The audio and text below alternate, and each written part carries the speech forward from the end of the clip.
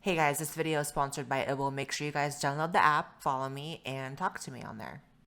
Hey guys, welcome back to the Blaire White Project, episode 11, Tommy Vext. Thank you for coming. Thank you for having me. How are you? I'm good. Thanks for coming out to Austin. You flew out from Nashville, just moved there. Yes. Thank you for flying me out. Yeah, finally left LA. I know, very nice hotel. The flight was great.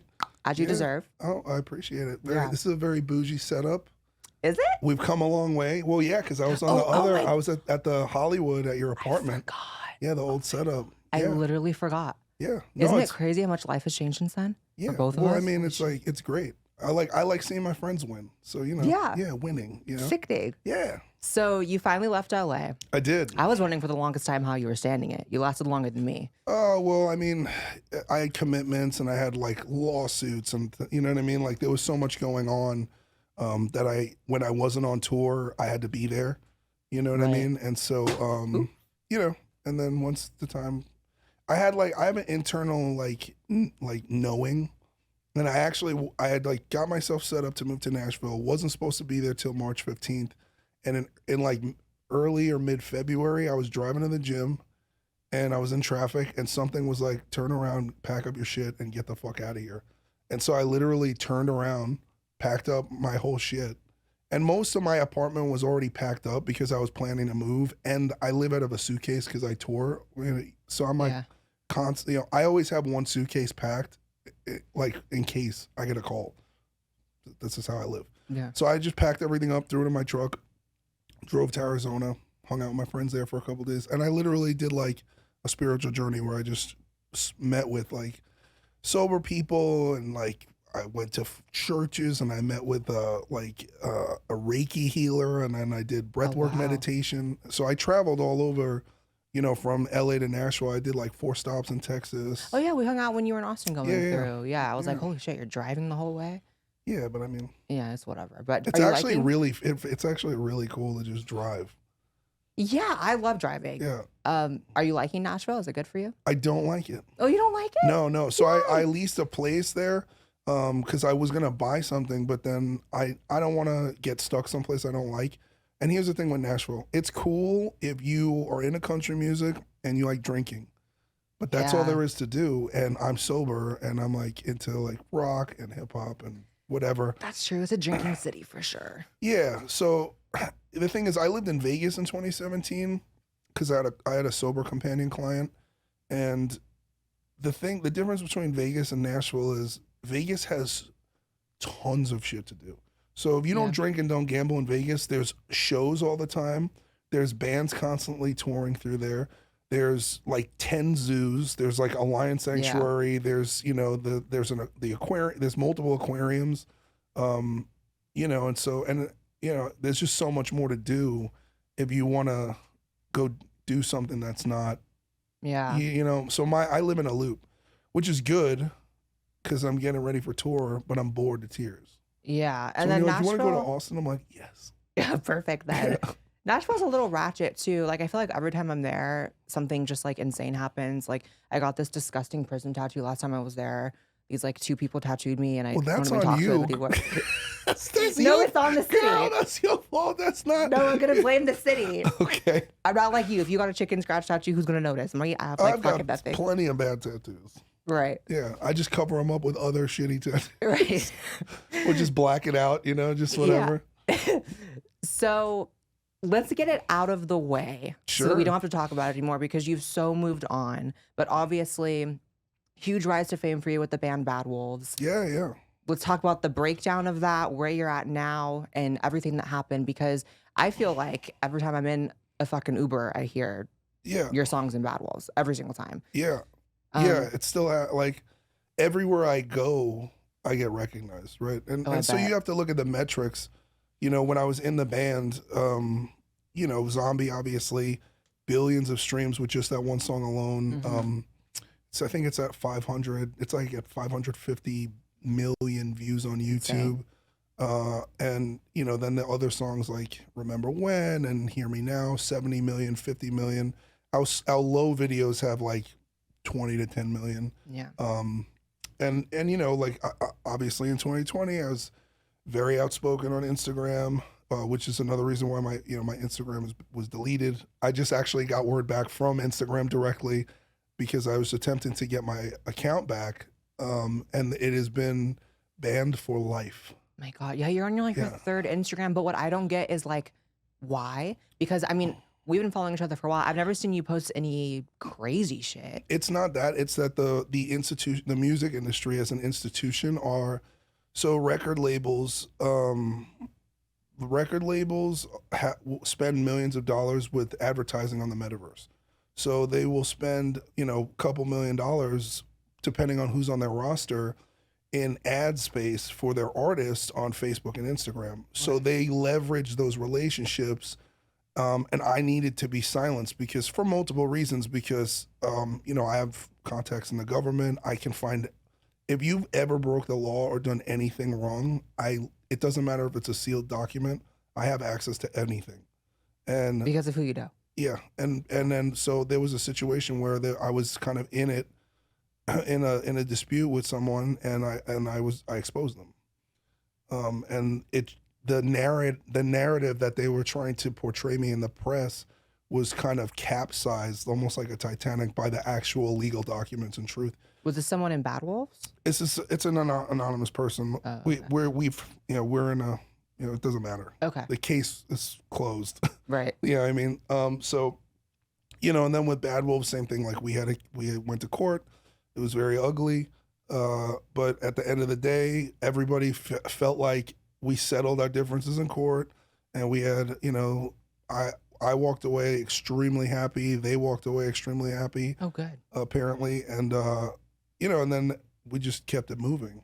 You know what I mean? So. But isn't it so sad that the state of the entertainment industry in general, not just music, is I mean, for people who don't know, you were kicked out of the band essentially, or you left because you were expressing right-wing opinions, right? That was the whole deal. Well, I couldn't be kicked out of the band. Well, there's a lot of confusion around what happened. Right. I owned the band. So I was the owner of the name, and I was one of the primary songwriters. There were only two owners. So the drummer and me co-owned the band together. I financed the band in the beginning. I got the band its record deal because I had spent time as the frontman of Five Finger Death Punch. After, oh, I didn't know that. Yeah, Ivan had to go to, I was trying to help him get sober, and then he wound up having to go to rehab, and the band didn't want to cancel their European tour. So in 2017, I stepped in and I sang for their entire tour. Oh, that's so cool. So I got kind of famous overnight from that. Right. And, I've been in the music business for 20 years. I've been in underground bands and whatever. I've done my thing. Had some notable stuff that I've done. But that was, they're a massive, huge band. And we were playing in European festivals for between 110 to 300,000 people a night. Right. With bands like Rammstein, and just craziness. Huge. Yeah. But beyond my wildest dreams. Yeah. So all of a sudden I got thrusted into this position, and then I was in, and so this is, I don't want to get into the whole long story of it, but the basics is, there were two writing factions, and it was the drummer would go with his buddy and he would write songs, and then I would write songs with my writers, and then we called it a band. Right. You know what I mean? But the band members weren't part of the recording process or the writing process or any of that stuff. So it was kind of like Nine Inch Nails if there were two guys. Okay. You know what I mean? Yeah, yeah. So, when the split happened, I was asked to leave because of cancel culture, because of my political views had got me, I was told that I was canceled at radio and I was causing all these problems. So I literally voluntarily stepped down and quit. Okay, you voluntarily left. Under false pretenses. And then all this shit started coming up, and then people didn't uphold their deal. Then lawsuits were filed. There was some racist arguments. There were things that were said that, and so, it got really ugly. And, I'm a tea spiller, and it's. Yeah, you are. Well, the thing is, I don't my whole thing is don't fuck with me. And the problem is that there's, you're dealing with a lot of egos and a lot of very powerful men who are very, they're used to getting their way, and they have a lot of money. And, but I've, again, I come from Brooklyn. I know what it's like to fucking be bullied. I was in a witness protection program because not only did my twin brother, who's a gangster, almost murder me in 2010, then he hired somebody to kill me while he was on the lam running from the cops, running from the FBI. I know what it's like to survive. So I can't really be intimidated by these people, and they really don't like that. So, again, I'm in and then currently, so my Instagram got deleted, we had a settlement, everybody walked away. They put out a record with another singer. They're all doing tours and happy-go-lucky, and Were you actually getting canceled, though? Because I know that, it's easy sometimes to say, oh, cancel culture, but it's like, were people actually mad at you? Because I've only ever seen positive reception towards you. So this is the interesting factor. Like, we live in two different Americas, right? Yeah. And it's not really about cities versus rural and suburbs. It's collegiate indoctrination versus working class. Yeah. So in the music industry, you have to go to college to work at, at the radio station.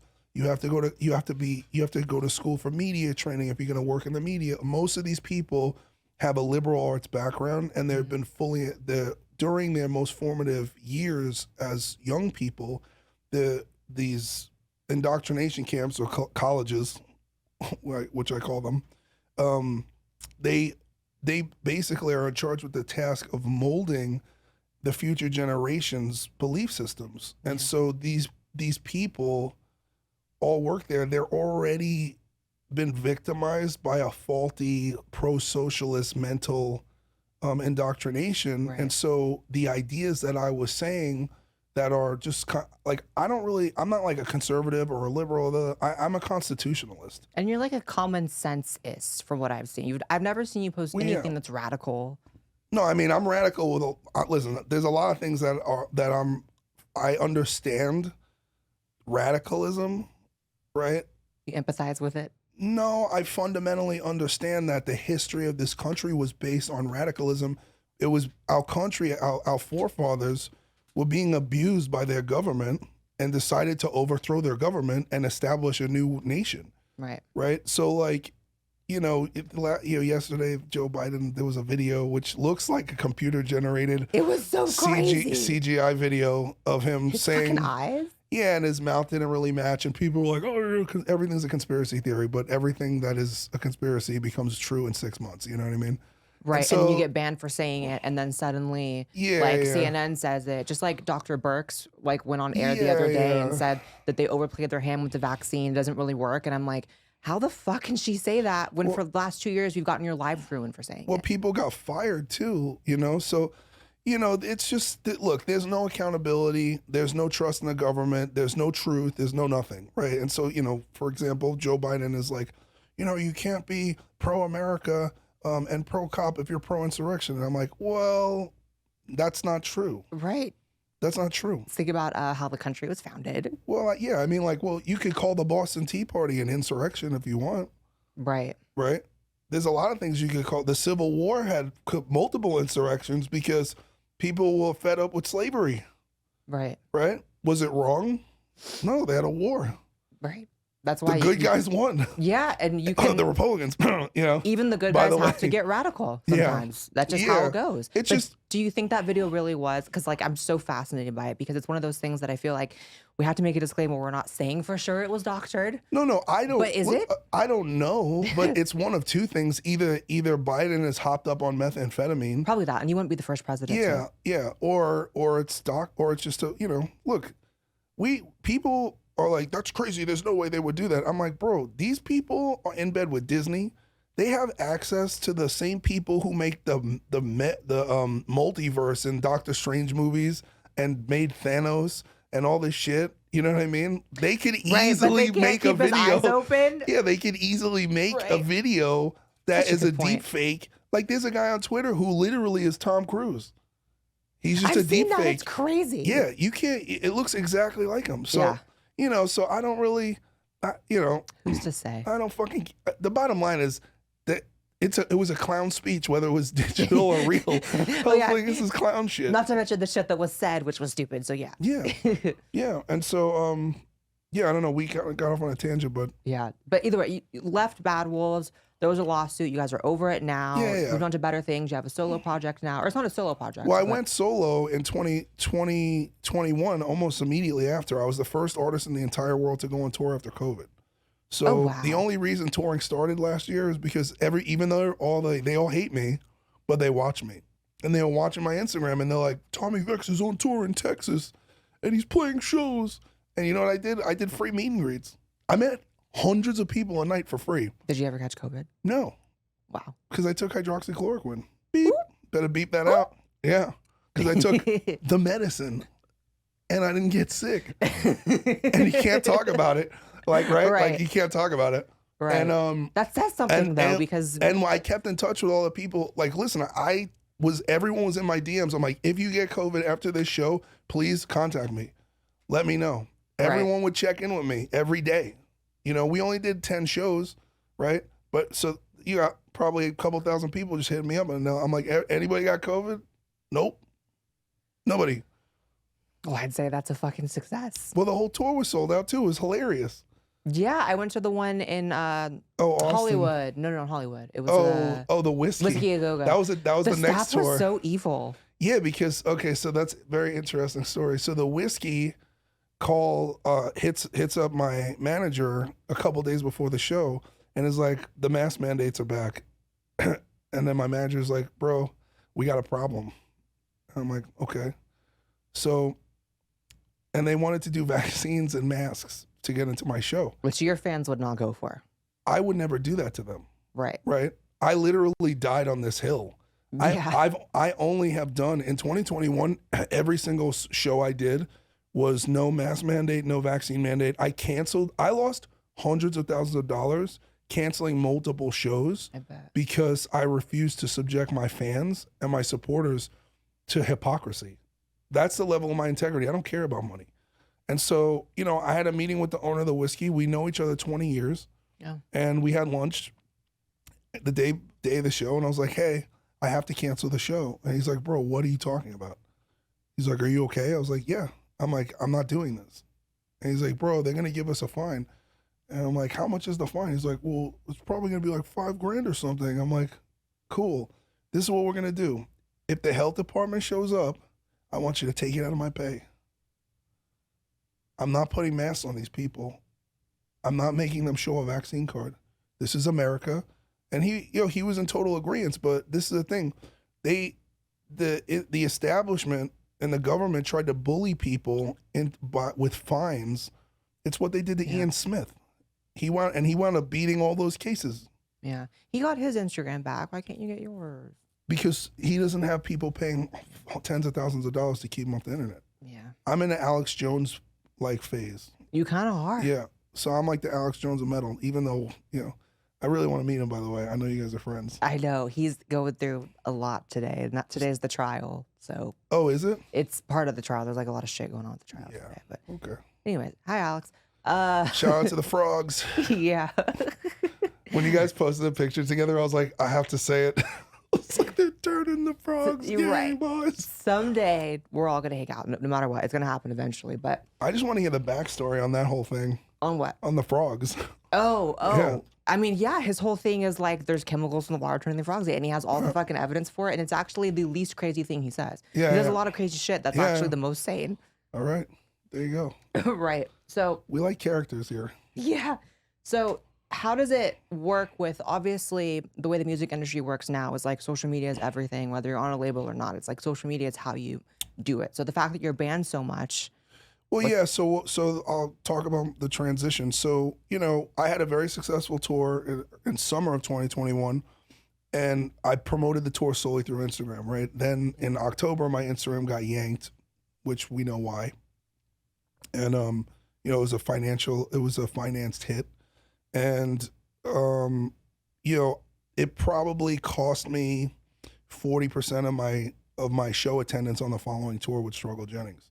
So I saw an immediate difference. And then we went through other channels to try to boost it up. And then, you know, what I did, basically what I found is that, you know, as Facebook and Instagram continue to bottleneck, and they're doing it to everybody, right? So there's, you know, I have tons of friends who are influencers of all kinds, the fitness industry, the porn industry, the political industry. Everyone's getting bottlenecked because Instagram is changing its formats to make it more of it's more like network television, where every story, if I look at your story, the next thing is a commercial. Next person's story, commercial. Yeah. It's a commercial after, it's just commercials. Yeah. Everything is commercials. It's very TikTok-y now too, which I hate. Well, they always do that because they're dying, right? Yeah. So what's happened is Instagram has the community guidelines of Instagram have violated the people so badly that people are not going on there. So you have conservative people going to Rumble, and you have all the artists going to TikTok. Mm. So I started a TikTok 2.5 months ago. I have 300,000 followers in 2.5 months. Sick. I have a song I have 3 songs that went viral. As a result, I've charted on Billboard every month since I put songs out on TikTok. So number 4, number 10, number 17, and number 20. I'm outselling arena rock bands from viral TikTok videos. And it's not new fans, it's the millions and millions and millions of people who supported Bad Wolves that don't know where I am. And the labels thought they thought they erased me and that people will forget.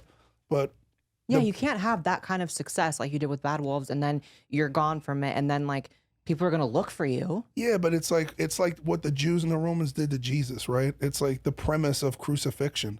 They killed the guy and they made him into a fucking legend. Right?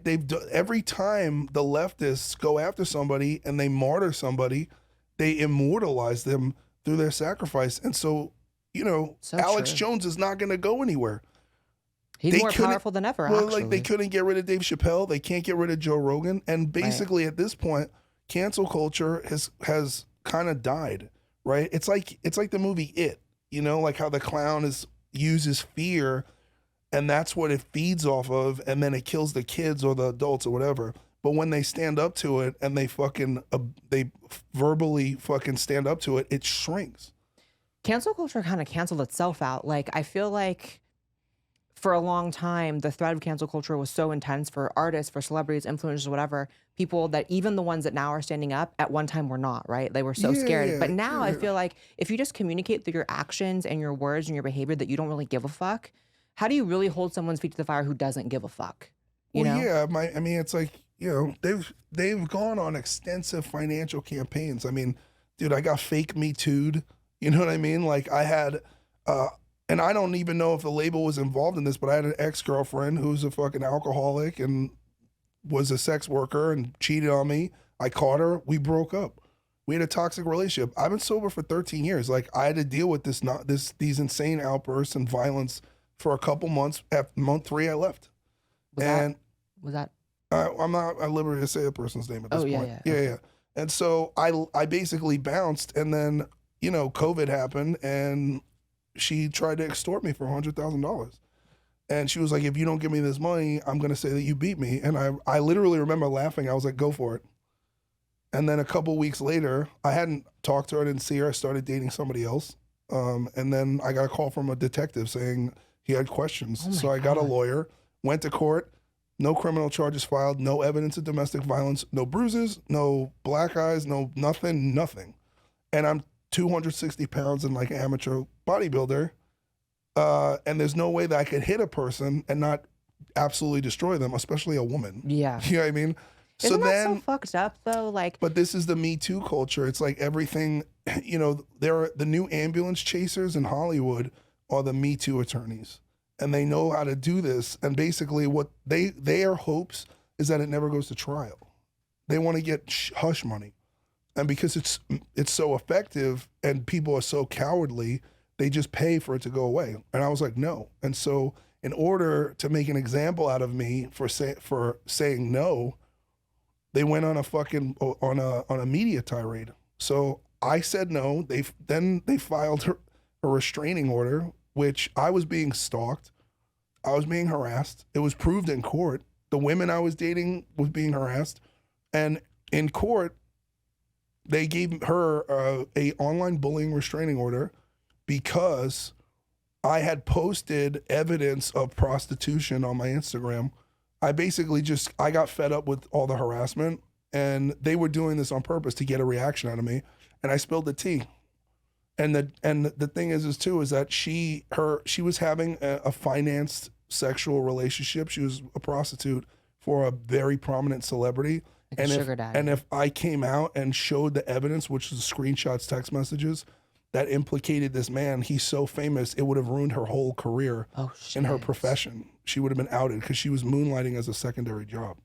So they protected her, but in doing so, they used the fact that an RO was issued to fucking go to the papers. And they went on all the media and they tried to drag me. They also violated my constitutional right to freedom of speech, and they violated my Second Amendment right, because during the period of where you have a restraining order, you're not legally allowed to possess a firearm. Oh. And I'm a celebrity, right? Right. Who's already gone through a fucking an attempted murder. I was almost murdered in 2010, and I have stalkers. Right. So this is why I'm always afraid for, like, I have a lot of male friends in the industry, and I'm like, just be careful what bitches you talk to, because it's crazy. That's the other thing too, is like another reason to silence me is like, I know who all the prostitutes are. They're all friends. You know what I mean? Feel free to name names, Tommy. I'm not going to drop it on here. I'm not trying to, I'm not even trying to get into all that, but had to try. But so that was so basically that was a leverage point, because in the music industry, up until that happened, they had nothing on me. They didn't have anything. They're like, he's a Trumper, he's an anti-vaxxer, blah, blah, blah. And the people are like, so are we. So what? Right. So they had to come up, they had to cultivate a story that I was a woman beater in order to fucking get leverage to say, this is a bad guy, we're getting rid of him. Right. Well, meanwhile, people on the same label, like in Motley Crue, who have multiple domestic violence charges, have raped women, have killed a guy, all protected. Other bands who were convicted of criminal domestic violence for beating women who served time, protected. Speaking of domestic violence. Yeah. Accusations, allegedly. Nicole Arbour. Oh, yeah. I mean, Nicole Arbour called my ex who did this, and then that's how she cooked up the whole story for Ryan Upchurch. Nicole gave her the... So I refuse. I mean, look, me and Nicole, people think we dated. We literally hung out for a week. Literally a week. Weren't you like quarantining in Mexico or something? That was the story. We met on the internet on election night, and we did like a live together talking shit. And I asked her on a date because I thought she was funny. You did? Because of Dear Fat People. Yeah, well, I used to be fat, so I think I guess that was her one hit. But anything that's offensive comedy, I like, because I'm from Brooklyn, and like we fucking make fun of everything. Yeah. So anyway, and also I have a history of dating like super, super hot chicks, right? Fitness models, like Instagram models, strippers, sex work, like porn stars, like all that. And I'm like, something is wrong with me. I need to date somebody who's like different. Right. So I'm like, I'll date this kind of like pudgy comedian. She's really funny, and she's like, and so, whatever. Like so I was like, I gotta change. So I really rolled the dice. And I literally like, this is how fucked up I am. I'm like, I'm gonna give this girl, I'm gonna try this. And I landed on literally the worst fucking bitch? Yeah, literally like the Emperor Palpatine of crazy hoes. Like, for backstory, so she's been accused by our mutual friend Matthew Santoro, who I didn't know about at the time. Okay, yeah. I mean, that was a whole thing until years ago, where he made a video saying that she assaulted him and was a crazy bitch. And so she played the angle, right? She said he did to her what my ex did to me, and that's how she got in there with me. Oh, and wow. I was like, holy shit, this is horrible. Oh, yeah, because she tried to flip it on him. Yeah. So she had that whole song and dance.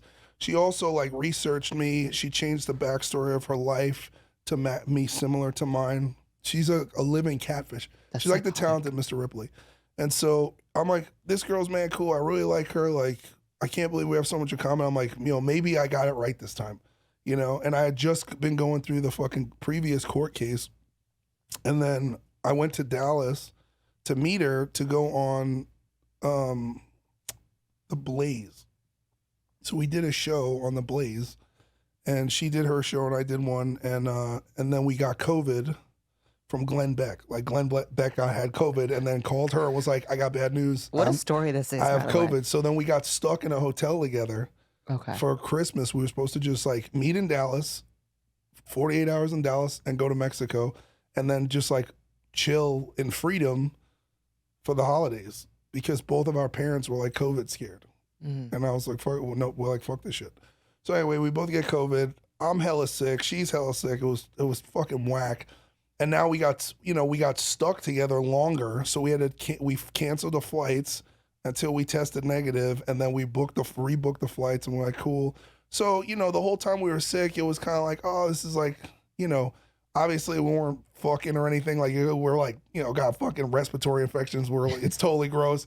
I got hotel rooms with 2 beds. We're like separate quarantine beds dying. You know what I mean? Like, it wasn't cute. And then we go to the everything went wrong.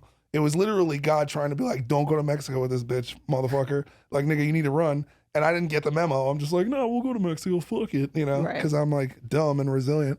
And then shit started getting weird. And then it was like, weird like how? Well, she went first. She was like on some like, who are these girls on Instagram? And I'm like, bro, I just went through this. Like, I'm not doing this again. It's like, well, it's like professionally, it's a bad look for me and blah, blah. I'm like, cool. So like, I literally, the second day we were in Mexico, I'm like, I unfollowed a bunch of my female friends, and I'm like, as soon as I leave here, I'm refollowing them, and I'm done with this. Because I'm like, she started acting like throwing a tantrum, and I'm like, I just pause, like I freeze up now. I'm like, no, okay, yeah, sure. And I'm like, I'm going to swim with dolphins. I'm getting the fuck out of here, right? I'm just gonna enjoy my time in Mexico. And again, I've been in the witness protection program. I've been through hell. So I'm like, I can deal with this. And I'm like, I was in a relationship with the most craziest bitch. This will be fine. Wrong. Oh my God. Wrong. So anyway, she goes to fucking, she like I was like, hey, I'm gonna go on, I'm sober, I'm in the program. Yeah. So I had like Zoom meetings. So I'm like, hey, I'm gonna go do my meeting with my men's group and talk about what's going on and like all the stuff going on and check in with my sobriety guys. Can I be in, you find someplace to go for an hour in the hotel. This girl goes to the bar. Oh God. So she goes to the bar, ties one off. What does that mean? Like she gets, she got lit up. Okay. And comes back, and I guess I didn't unfollow my friend. I missed one of them. Oh my God. And she was like, I told you about this. And I'm like, bro. And I'm like, bro, please, like, I'm a fucking grown ass man. Like, please stop with this. And she was like, no. And I'm like, dude, there's nothing to talk about. Like, you're being ridiculous. That's crazy. So she ripped the phone, the phone, like the hotel phone, ripped it out of the wall, launched it at my head. It smashed, like I ducked, it smashed against the wall. God. And like, immediately, like I was a bouncer for years. I've had people fucking throw shit at me, swing at me, like whatever. So I'm like, she's standing on the bed. She had like launched it at me and was like in full on attack mode. And I'm like super triggered. And I'm like, I just sat down on the couch. I sat down on the chair. And I'm like, this is out of control. Holy shit. We need to calm down. I'm like, I'm very tired and I think I need to go to sleep and we should discuss this in the morning. And it wasn't even late, but I grew up in a violent household, and so I fall asleep. Like if I'm like this has happened many times with my former girlfriend, like she like, scratch me or bite me, like she want to go through my phone or like, she did MMA. So she like almost broke my collarbone one time. Like there's been times where she's drunk. Yeah. And I had to like wrestle her to the ground and like put her hands to her side because she won't stop trying to hit me. And like I get exhausted, like it's mentally exhausting, absolutely exhausting. So I just like, I'm going to sleep. So I go to sleep now, and I'm officially done. Like in my mind, I'm like, bro, like we're not even fucking. Like I'm We done. gotta work on who you're picking, by the way. I'm not picking Holy anybody. I've been shit. single for 2 years. Good. You know what I mean? Like, and I like anybody I date. I'm like, hey, this is a limited time offer.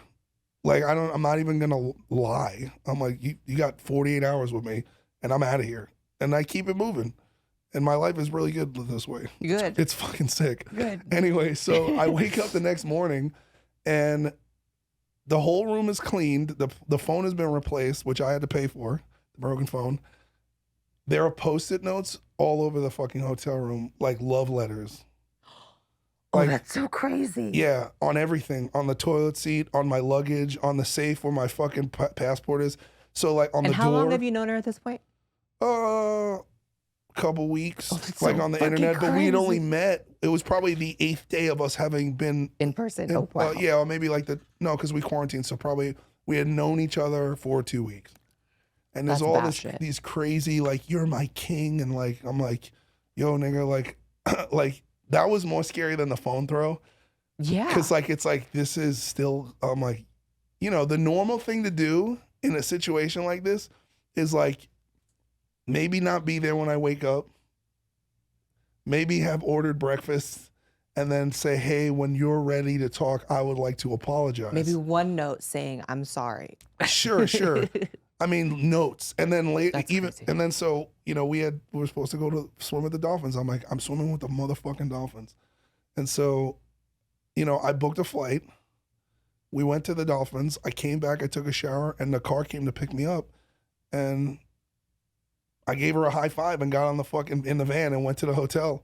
And then in the airport, and I went to the airport. In the airport, I refollowed all my friends. Then I got on the plane. I was on Instagram, like going home from Mexico. She's still there. So a couple of my homies hit me up, especially my girlfriends I unfollowed. They're like, what's going on? They're like, what's the tea, big guy? I'm like, oh, she's crazy. They're like, we heard about this girl.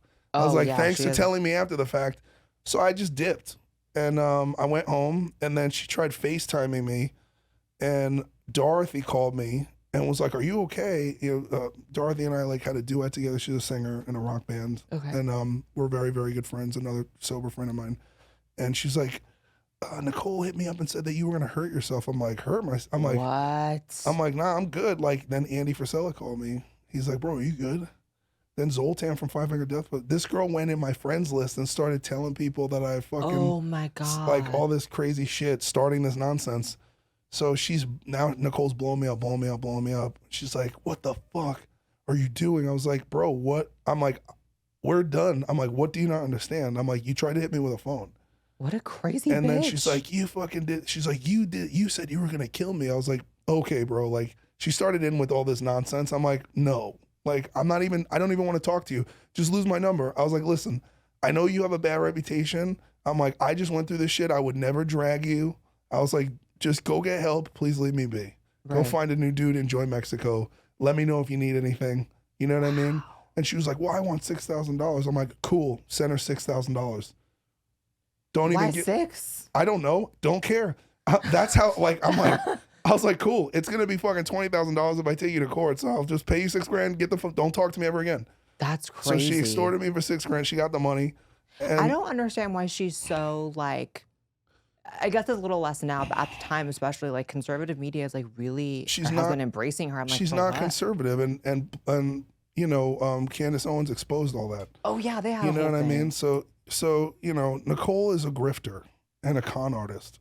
So she just goes from person to person, trying to get attention, trying to get a fucking, and it's worked for her. And unfortunately, like, as a woman, women have a lot more power when they're younger, and as they get older, it's like kind of like, you're slipping. like, yo, you're 43, like this is not acceptable behavior. You know what I mean? Like in Wait, society. she's 43. Oh yeah, she lies about her age. She's How old older did you than say I am. she is? 35, 34 or something. Some wild shit. Wow. But anyway, yeah, even her passport is forged. So she actually might get in trouble for forging her passport too. But that's a whole other thing. But she tried to sue you for something. No, right? she Or didn't no? sue. No. So this is the story.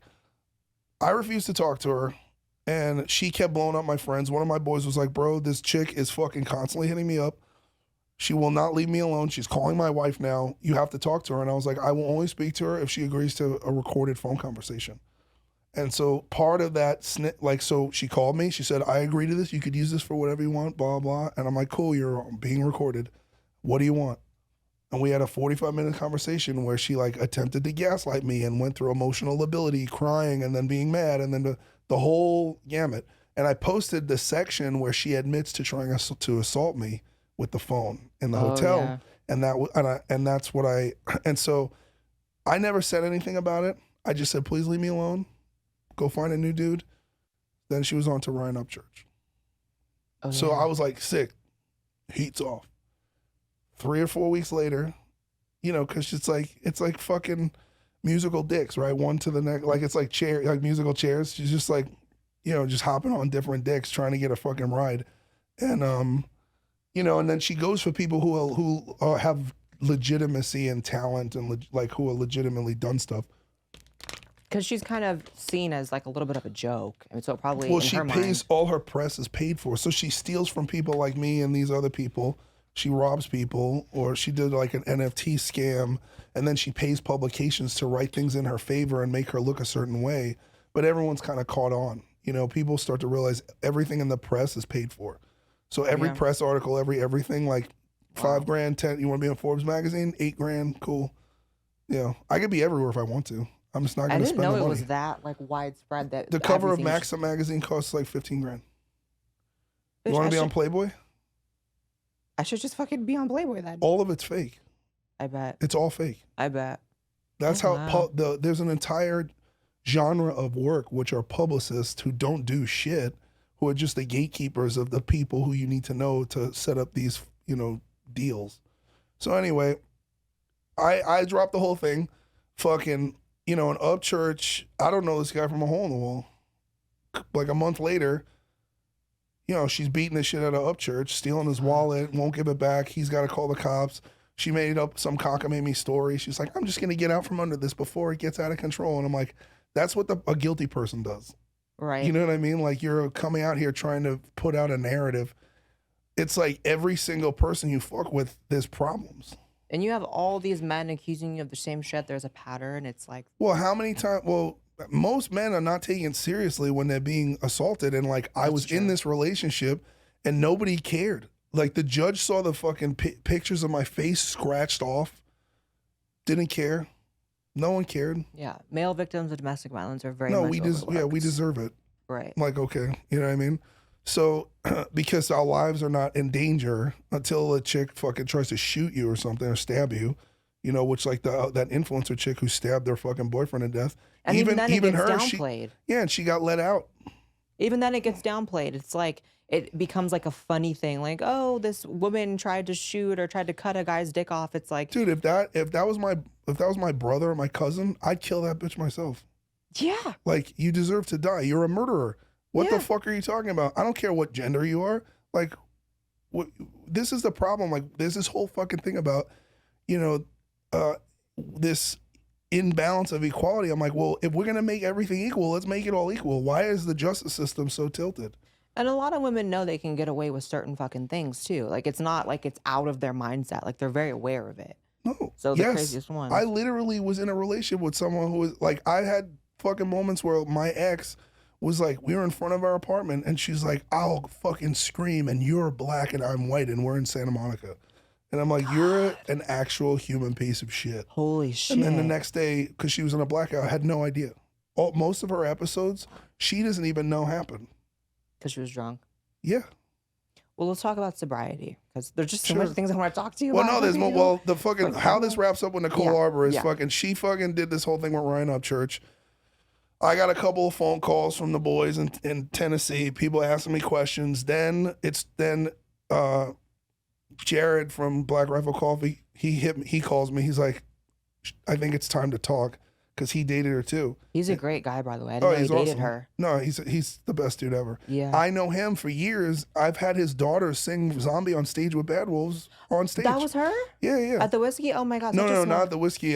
This was in Texas on a Papa Roach tour years before. Oh, okay. So like, you know, I know him a long time. He's a good dude. He's one of Danny Warsnop from Asking Alexandria's best friends, and He's just a man. I was at his house like 2 weeks ago. He let me shoot. Yeah, I know. He called me. He was like, "You friends with Blaire White?" I'm like, "Yeah." He's like, "Is she cool?" I was like, "Yes." He's like, "All right, she's coming over." Oh, that's Yeah, sick. yeah. Everybody knows each other. Yeah, that's all true. the good people. Yeah. So yeah, so he calls me. He's like, "Do you know Matt Santoro?" I was like, "The crying guy," and she, like, cause I didn't know anything about him. He's like, "Yeah." I'm like, "You need to talk to him." So he patched him in, and he's like, he starts telling his story, bro. What she did to these two men is, it's beyond. I'm like, I was around for 14 days in hell in purgatory. I was like, I literally, I was like, I'm out of here. That's the thing, because a lot of bitches, it's like the crazy comes out, months down the line, years. It's like 2 weeks. Mental illness, this is the thing. It's a progressive disease. So as she gets older, she can't control her psychotic behavior. So she has a shorter span, right? Like within 2 weeks of being around me, she had become violent. Within a couple weeks of being around Ryan, she got violent. Right, she can't control her outbursts. You know what I mean? Right. So they hit me up. They're like, "Do you know Johnny Ovo?" I'm like, "No." They're like, "Oh, we got to patch him in." And then I'm like, then I text Jelly Roll. I'm like, "Bro, I'm on the phone with like 5 of Nicole's exes." Right? Then Travi from fucking The Art of Dying called. Like, dude, there's so many of them. She beat the shit out of this poor guy. And he's like, he's like a long-haired metal guitar player, dude, like the most chill dude. She beat the shit out of him in there on the tour. Like, who's just violent like that? I don't fucking get it. It's I don't know what happened to her or if it's a chemical imbalance, but she's just away. And then so then I call Struggle and Jelly Roll, and I'm like, "Yo, I need Upchurch's number." And they're like, "Bro, this shit's crazy." Everyone's like, "Yo, bro," like, so they like, "All right."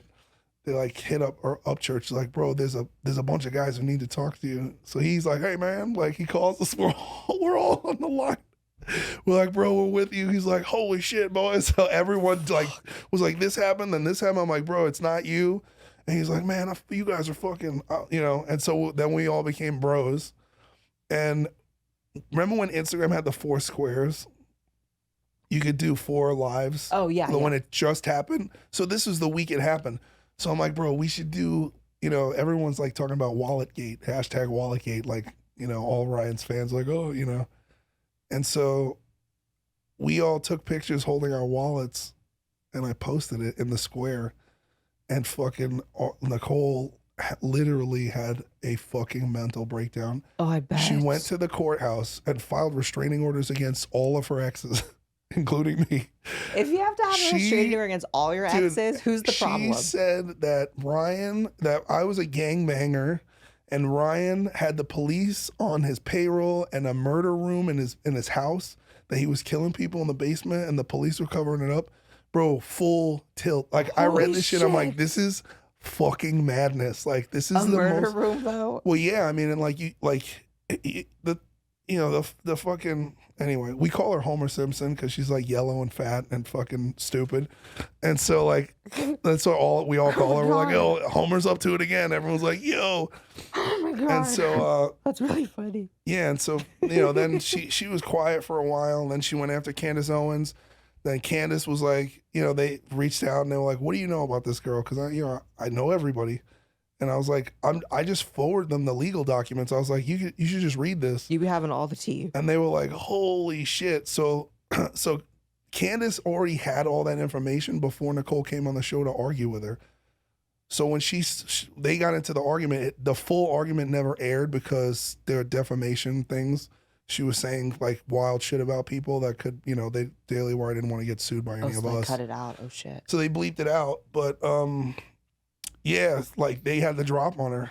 And, she was like, I had back surgery yesterday. Like, like you had lipo, bro. Like you were literally playing drums in a fucking music video the night before. And like, you didn't have back surgery. You had like your love handle sucked out because she found out on a live that we called her Homer Simpson and got like super butthurt. Cause she's like 40 pounds heavier than she looks like. That's why she wears baggy clothes. Holy shit. Yeah. She looks like, you ever see Sin City? You know the pedophile, the yellow guy with the big belly and he's skinny arms? That's what we call her. I'm gonna lose my mind. Yo. Oh, bro, these comments are gonna cost me a headache when this comes out. This bitch is gonna come after me now. I swear to God. Yeah, whatever, bro. Try it, bitch. Live free or die. You know what I mean? Okay, so That's settled now. Hopefully she's fucked off, right? No, we go, well, so her first round of lawyers abandoned her case. Oh, Her wow. second round of lawyers abandoned her case. And she's on the third round of attorneys. And now, so basically, the restraining order was thrown out. And now she's being, we're going to court in November to the Supreme Court because she is looking at charges of, it's called abusive process. And it's when you use the court's time in order to do defamation or slander or whatever against somebody maliciously, where you basically abuse the courts. Now, the other thing that's interesting is that she got, her whole plan to do this to Ryan and me and everybody was from my ex. And on the phone call that I recorded her conversation, she was like, I called your ex so-and-so, right? Oh, I'm not going to say her name because legally I can't until December 22nd of 2022. But this Christmas, bombs are dropping, bro. Like, and I told you about I told you about conspiracy to homicide, like this attempted murder thing. It gets real deep. Sounds like crazy bitches link up. Yeah, so the problem is that Nicole's not as smart as my ex, and she's not as cunning. And her mental illness is not the same where she can control it. She's not in control of herself. So there are phone conversations linking the two of them of her saying like, oh, I talked to her and blah, blah, and she told me this and that and what she did and blah, basically incriminating my ex about the abusive process that she committed, and Nicole literally just mimicked it. Oh my God. And the problem is that Nicole's mental illness, she couldn't come up with a reliable story. She just went, all these guys and they do this and this, then she was like, people rape me, and everyone was like, bro, what the fuck are you talking about? Where does she go from here? I mean, if your reputation is just like that bad, are you just kind of done? I guess she get a pass when you're a woman. I don't know. Yeah, but narcissistic personality disorder is like, everybody's like, oh, I broke up with someone, they're a narcissist. Like, no, they're not. Like a true malevolent narcissistic personality disorder, a person with that kind of disorder, and there are two very bad personality disorders, NPD and borderline personality disorder, very, very dangerous people. And so someone with narcissistic personality disorder, they're on the spectrum of psychopaths. They have it's like American Psycho, there's no consciousness. So in her mind, everyone else is doing this. And she's not capable of being brought to a state of reason or reflection. I mean, that makes sense. If you have restraining orders against multiple of your exes, I'm sorry, no one's that unlucky to be dating just like 5, 6 people who. It's just insane. And to go through the court process over and over, it's just fucking nuts. Yeah. So anyway, so we go to court, and then she's looking at, I think, she's looking at 7 years in jail, 7 years imprisonment. Holy shit. An $8,000 court fine, and then Do people know this? Like, no, and then that's the law. The maximum penalty for abusive process in the United States is 7 years, and the minimal fine to the courts is $8,000 for their wasted time. But then after that's done, we're open to file defamation lawsuits. So the defamation lawsuits, we can prove that the damage to our credibility and to our, each individual person, she had Fox News do a hit piece on Ryan in Tennessee, in his hometown while he's playing arena shows. And she tried to get, so the way that she blackmailed Ryan was she wrote up this contract saying that she would drop the domestic violence accusations if Ryan let her perform a song with him on his stage at his sold-out arena show, and she gave 100% of the merch proceeds to her. This is what her and her lawyer came up with. What the fuck? Yeah, and so this is why her lawyers kept dropping her, because the longer they're around, they're like, this woman is mentally ill and our reputation is on the line. Isn't it just easier to go through life like not hurting people and doing crazy shit like this? Like, what the fuck? Yeah, but this is the energy. Look, there's just a lot of very malevolent people are emboldened right now because globally there's a power structure in place in the planet where very malevolent people are in power. So, these people relate to the George Soroses. They relate to the Klaus Schwabs. They relate to the Rockefellers. They relate to Bill Gates and the you know the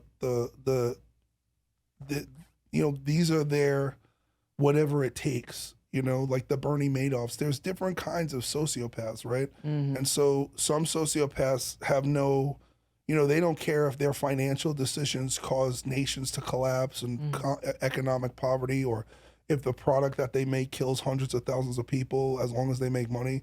That's one type. And then there's like type 2, which are like uncontrollable, violent sociopaths. So a lot of violent criminals are type 2 sociopaths that are in jail. I study this too because my brother is a type 2, right? So my brother is a career criminal, killed people for money. Is like, was a drug dealer. Just he kept escalating deeper into a criminal life. So you and I relate. My situation is not as extreme. You know, you talked about your brother, your twin brother attempting to kill you. I relate in the sense that like I have a brother and he's like the fuck up of the family, and I'm the one that kind of like made shit happen. What do you think it is that set both of you guys apart? I mean, especially because you guys are twins. What was the thing within you that allowed you to propel and become a fucking rock star? It's choices. You know what I mean? Like, we have these definitive moments where when you hit the bottom, you know, when I got sober, I was told, you're on your way to hell. You're on the elevator going down. You don't have to wait to get to the bottom to get off. Just get off now. And then take the stairs and go back up. And, you know, that's what I did. And the principle of accountability, right? Like being rigorously honest with yourself, and the principle of being, you know, not just accountable to yourself, but accountable to another human being, to have a relationship with someone who knows everything about you, everything, and having a relationship with a higher power, whatever you choose that to be, whether it's the universe or the ocean or nature or a Christian God or a Muslim God or a Hindu God or Buddhist God or Viking God, whatever it is, that you have a relationship with something greater than yourself, that you hold your life actions accountable to. And you have to, these are things some of us have to learn, right? Because some of us grow up in environments where we see evil people never pay consequences for their actions. And that, you know, that's the bottom line. And like somebody like me, you know, people who I've become someone who now, when people do things to me, I produce consequences for them, whether they realize it or not. And so, you know, that's just how it is. Yeah. And so if I have to be held to these standards, you do too. You don't get to trespass me without there being some kind of consequence. Right. And that's just about having boundaries too. That's one of the things that I've had to really learn, is that a lot of, or how do I say this? I have multiple people in my family who have escaped consequences their entire life, because we do live in a society that allows you to do that. You don't have to necessarily take accountability for your fucking life. Some people, they want to be on welfare, they want to be on drugs, or they want to be living in shitty circumstances. Yeah. Whereas, you know, I've had to learn to... It's easy. Yeah, and I've had to learn to not allow them to use me, if that makes sense. Yeah. Well, that's the thing. It's like, when you start to create a life for yourself, and you have some sort of success or stability, if you come from nothing, the nothings will come for you.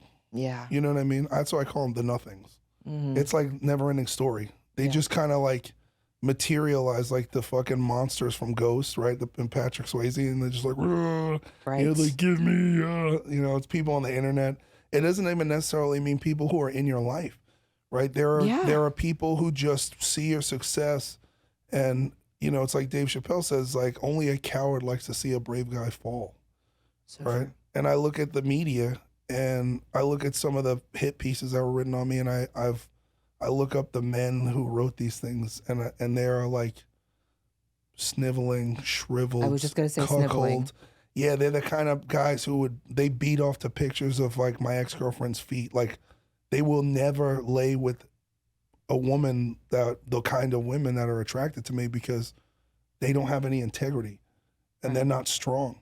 And so they their only position as a simp so that they could try to feel like they're David versus Goliath, is to go after anyone who's made it, right? Is to tear down their success, because we used to celebrate people who are successful in this country, and we tear them down now because people's success is a reflection of society's inadequacy and their failure to rise to the occasion of life. Mm. And people only throw rocks up, not down, Mm-hmm. Yeah, nobody cancels a loser. Yeah, that's so true. What's the point? Yeah. Because losers don't threaten anybody. Bad. So what is next for you? Because you have all this new music coming out. The stuff you've been releasing is so great. What's on the horizon? Well, so I fought for all these songs. So I'm putting out 40 songs. There's like 10 out now. So what I did was, like I was saying earlier, I switched to TikTok, and I've just been debuting clips there. And then, I took a little break because I'm getting ready for tour. So my album is called Grand Theft Audio because motherfuckers be trying to steal my fucking music all the time. Right? People are like, oh, stop making covers. I'm like, well, my originals keep getting stolen, so this is what you're going to get until the court cases are all settled. And, it's just like, it's been successful. We've shot music videos for about 12 songs. I have a new YouTube channel. Now that I could put everything out, like I'm on Spotify, I'm on Pandora. And, to the I guess, disdain of those who don't want to see me rise, I'm outselling everybody. Isn't that so great? I mean, yeah, but it's like, I'm outselling anyone and I'm still selling less than I would have if I still had all my profiles and accounts. Right? So you have to I look at it as like, okay, this is like 20% of what I'm actually worth. Yeah, I'm sure that's fucking frustrating, but I will say, your perseverance is super inspiring. I mean, you've been banned multiple times, but you're still fucking killing it. You're putting out really high quality shit. Your music videos are amazing. Yeah, well, that's the thing. Like, I'm a creative as an artist. My thing is I strive for a perfect vision, and that's a difficult thing if you're a loser to be around. And, people are like, oh, I've been in a bunch of bands and people are like, oh, Tommy Vext, he always is leaving a band. And I'm like, yeah, because I had to come to a point where I realized I'm a solo artist, and now my new album is better than anything I would have put out with my previous band because I don't have anyone sabotaging it with their shitty ideas and their garbage creation. And I say that not in an arrogant way. I say it as a matter of fact. Well, it's also a no-brainer. I mean, even if you just look back at fucking Bad Wolves, it's like, does anyone know anyone else in that band? I mean, no, because you're the face. It's not just a face. It's like the songs are about my life, and I wrote them. Right. You know what I mean? And you're the star. Period. Yeah, but well, I mean, it is what it is. There are plenty of bands that have multiple stars, right? Like in my current band, I picked guys who were more alpha and sober. And dude, in my band, I'm in a band with a guy who's got fucking 2 million followers on every platform and is a male model and fucking gets more ass than a toilet seat. You know what I mean? And I'm like, this is great because no one in this band is going to be mad at me if women are attracted to me. I would get heat for having hot girls around me from my own band members. That's kind of and their fat girlfriends would fucking stalk me and then start fights with the band members and be like, why are all these fucking girls backstage? And I'm like, bro, last time I checked, I'm your fucking boss. I pay your fucking salary and I fucking pay your bills. And if I want to have fucking hot chicks around, I'm allowed to. And why else if I was gay, I'd be fucking Freddie Mercury and there'd be fucking bunch of gay hot dudes around, whatever the fuck. I'm like, I'm a rock star. Right. I earned the right. Period. I shoveled coal. I picked up dog shit. I had every kind of shitty job you can have, and now I'm living it up. That's the thing. And this is the dream. From nothing. But it's the dream. Nobody look, this is one thing about Five Finger Death Punch. Dude, these guys they have private jets. They fucking have Lamborghinis. They fucking have hot girls around them. And you know what? Yeah. You gotta own it. Yes. What's the point of becoming a rock star if you're gonna be like Pearl Jam and just fucking, stare at your shoes and listen, I'm not here for that. Right. And that's their vibe. My vibe is I want to have a good time. My backstages are I'm sober and people have a great time. You know, I make sure there are drinks for my friends. Like everyone the comes other back thing. here. There's everyone's respectful. Everybody looks good now. There's like political discourse, people hugging each other. It's not like no one's blowing lines or fucking shooting dope in the bathroom anymore. Your fan base is great. Just having been to your shows now, it's like, Oh yeah, you came to Austin too. yeah, it's your fans are great. They're all respectful. A lot of them are sober as well. Like, so it's not like you're doing like fucked up rock star stuff. You're just enjoying your fucking success. That's it. And as you should. Yeah. All right. I feel like I could talk to you for 6 hours. 6. But we gotta wrap it up. We're gonna have to do part 2. We will in December. Okay. That's when we'll do it. When we're back. Thanks so much for coming, Tommy. Where can everyone follow you? Everyone needs to follow you. Okay. TikTok, Tommy is Vext. That's probably the big one. And then you can subscribe to my YouTube page. I'm new on YouTube, so I only have like 70,000 followers, but it's Tommy Vext, the Lone Wolf, right? So if you want to find me on Spotify, Pandora, it's the Lone Wolf on everything. So all streaming platforms, Deezer, we're all over Europe. You know, yeah. Did we get everything? How much time did we get?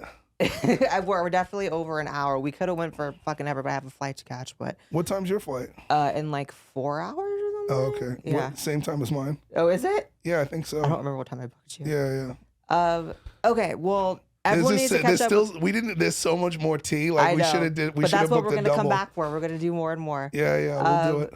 Everyone's got to catch up with Tommy. Make sure you're following him. He's banned all the time, but find his fucking accounts. Oh, you know what? I did want to bring this up because it's really funny. Yeah, any last words you got to say it. Yeah. So I got a message from my booking agent about a month ago. I think I called you, and there was some people who I was formerly associated with had started a rumor through Live Nation that I didn't like trans and gay people, that I was an anti-gay trans person. But that's just not true. I know. And like I've been in, my former guitar player, Angel Vivaldi, is gay. Like we're friends. I'm obviously friends with Christian Walker. And you defended me on air recently. You told me about it. I didn't know that. Oh yeah. Well, yeah, like we had, one of my other friends is not cool. Is like, he's not cool. He's transphobic. And like he said some dumb shit on the internet, and like I called him out on a very large podcast about it. And I don't think that people who are fighting the same fight for freedom of speech should be fighting each other. Yeah. And also, if that's your opinion, cool. Keep it to yourself. I don't do the infighting shit. That's why I've never responded to that person. Well, I mean, that's probably what they want. Right. You know what I mean? And I think it's low-hanging fruit. And I just like, when I look at the conservative Christian base, I think a lot of people are like, you could say that you're Christian, but you're not necessarily walking in line with what Christ wanted for you. Like the way that Christ lived a perfect life, I don't think if Christ came down here, he'd be judging people like that. You know what I mean? Like, and those types of people always have, not making any direct statements about that person, but those type of people that, throw the stones constantly. It's like, when you look at what's really going on in their fucking lives, it's usually pretty fucked up. It's never kosher. Yeah, I mean, it's like I just don't think it's constructive for the cause, and I don't think that it's disharmonious to our progress in a fight against totalitarianism. Yeah, it's like maybe once the bigger fish is fried, we can get down to the little stupid shit. But until then, maybe just like buck up. Well, yeah, it's like the Roe v. Wade thing, right? Like, everyone's like going crazy about this. I'm like, this is not important in the grand scheme of things. Yeah, right now. I'm like, this is like this does not matter. I'm like, we're literally living in an occupation. Our country is occupied by foreign corporate entities, have literally hijacked our government and hijacked our election, and we're literally about to become a communist country. And people are like, they're gonna fucking abortion. I'm like, bro, first of all, you could still get one. Everybody relax. And like, my favorite was all the people in like California, New York, like burning shit and like protesting. It's like, you still get to do it where you live. Yeah, I know, but these people are either paid to create this unrest, or they're just so fucking dumb. And they're so miserable, and so what else? They're just like rebel. That's all. I'm like, okay, guys. Yeah. I don't even pay it any mind anymore. Yeah. I'm just like, oh, cool. Oh, the clowns are fucking having a clown parade. Yeah. It's the teddy bear picnic, right? You remember that book when you were a kid? Which one is Today's the day the teddy bears have their picnic. Whenever fucking Antifa or these people get all riled up, that's why I look at it. Because me and 6 of my friends could easily annihilate their entire shit. Oh, of course. And they're always so like just fucking disgusting. Like, look, they haven't fucking eaten meat in like 12 years. Like, yeah, they want to listen. They try the fucking bug menu, the bug happy meal. yeah, they're eating crickets, girl. Yeah, mealworms and fucking. That's a whole other episode. You're not transphobic and you're not going to eat bugs. I'm not eating bugs. No. Okay. I'm not eating bugs. Thanks for coming, Tommy. Thanks for having me. That was so